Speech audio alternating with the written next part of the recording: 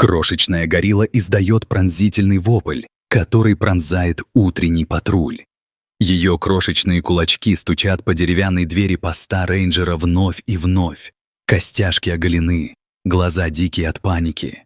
Она тянет за ручку изо всех сил, затем поворачивается, хватает воздух, как будто умоляя кого-то невидимого поспешить.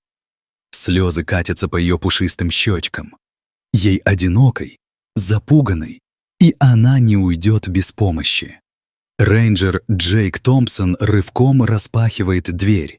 Ботинки еще не до конца завязаны. Кружка тяготится кофе. Младшая горилла сразу же цепляется за руку Джейка. Крошечные пальчики сжимают ее руку словно сталь. Он тянет сильно, спотыкаясь и уходя назад в туман. Сердце Джейка стучит в груди. Этот малыш вообще не должен был быть здесь. Сирота. Потерян. Что-то не так. Глубоко неправильно. Малыш снова тянет, отчаянно не желая отпускать. Джейк роняет кружку, хватает свой рюкзак и идет за ним. Время на вопросы отсутствует. Крики крошки превращаются в отчаянные рычания, которые прокладывают путь глубже в лес. Они прорываются сквозь поросль. Малыш гориллы не замедляет шагов. Его хватка на пальцах Джейка неразрывна. Ветви лупят по лицу Джейка, но он продолжает двигаться. Малыш оглядывается каждые несколько секунд. Глаза умоляют. «Идем, идем дальше». Мысль Джейка несется. Браконьеры, хищники, сюрприз. Что угодно. Но этот малыш точно знает, куда идти. И он доверяет человеку исправить это.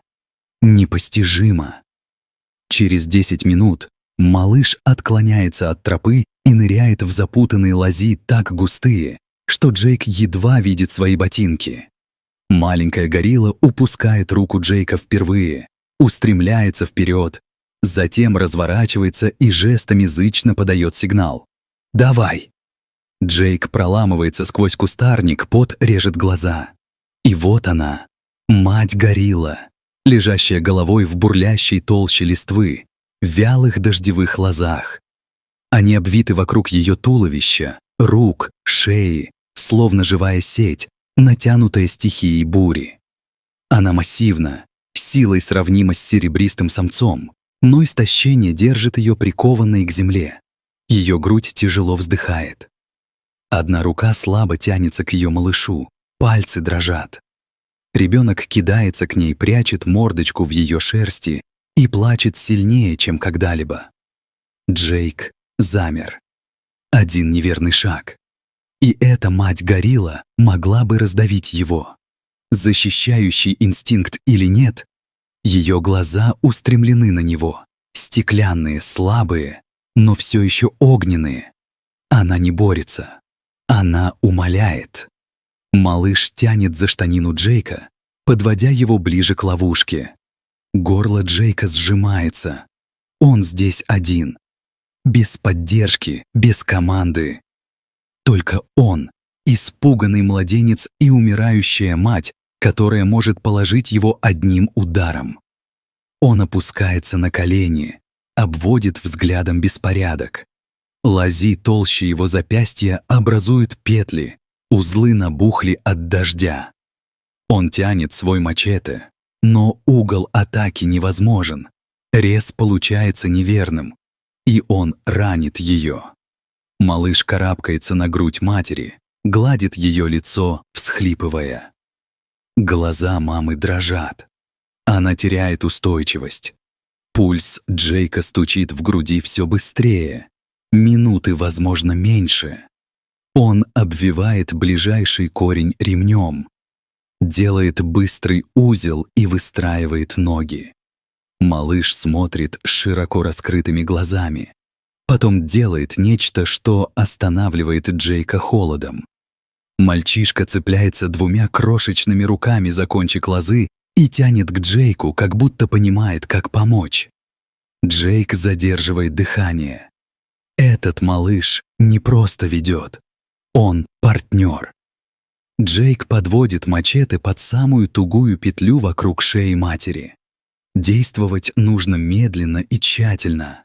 Лоза сопротивляется, волокна лопаются по одному.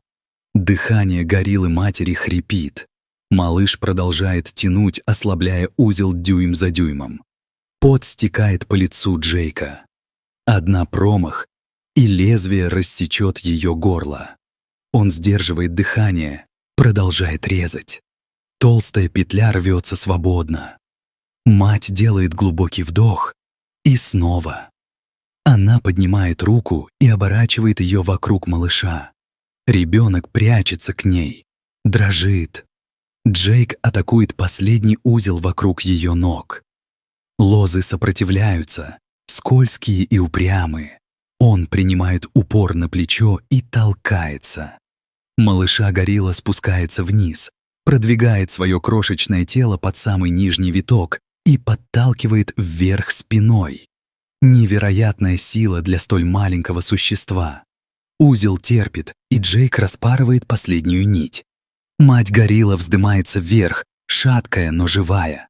Она возвышается над Джейком, грудь запыхалась, глаза пылают. Он отступает.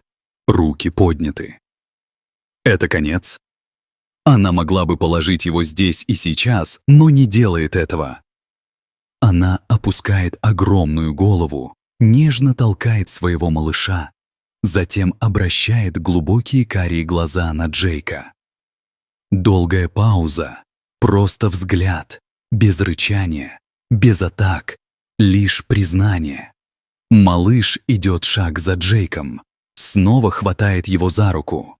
На этот раз мягко, благодарно. Он тянет Джейка вперед, не срочно, а направляюще. Мать наблюдает, затем делает немыслимое. Протягивает огромный палец и гладит руку Джейка. Легкая, как шепот. «Спасибо». Глаза Джейка пылают. Он не может двигаться. Мать подбирает ребенка на руки, прижимает его к себе. Ребенок тискается к ее шее. Наконец-то все спокойно.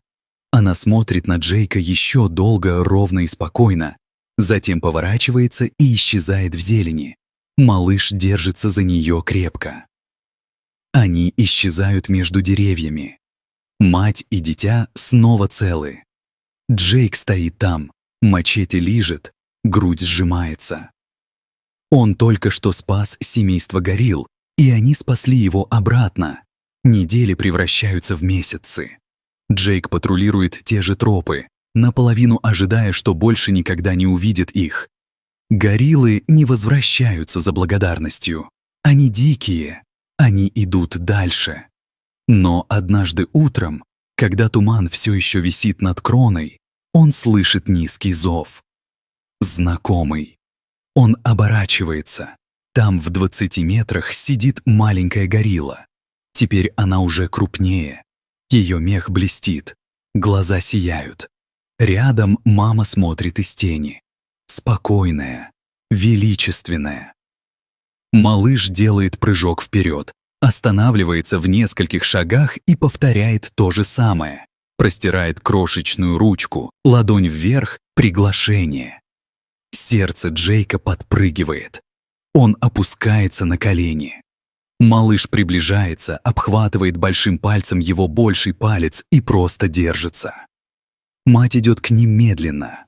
Она наклоняет голову, пока лоб не касается плеча Джейка. Нежно, осмотрительно.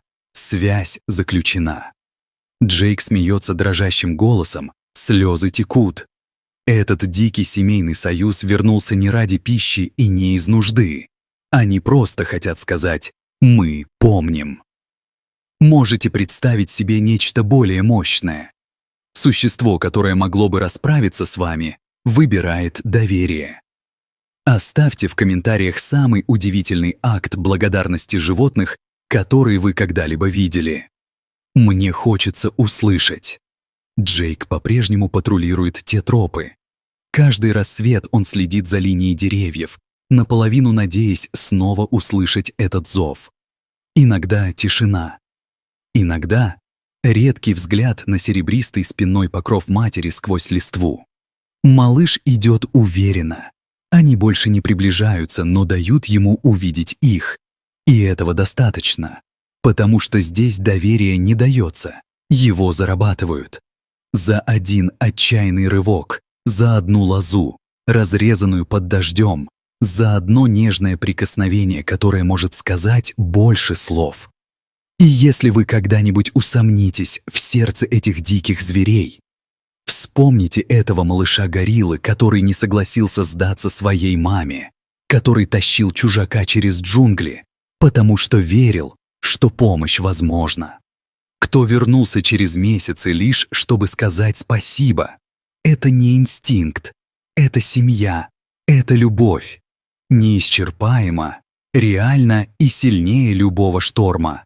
Поставьте лайк, если эта история задела вашу душу. Подпишитесь на канал ради новых спасений, которые оставят вас безмолвными. Потому что здесь, в дикую природу, продолжает учить нас, что связь не только человеческая, она универсальна. И начинается все с одного отчаянного крика и одной смелой души, которая готова последовать.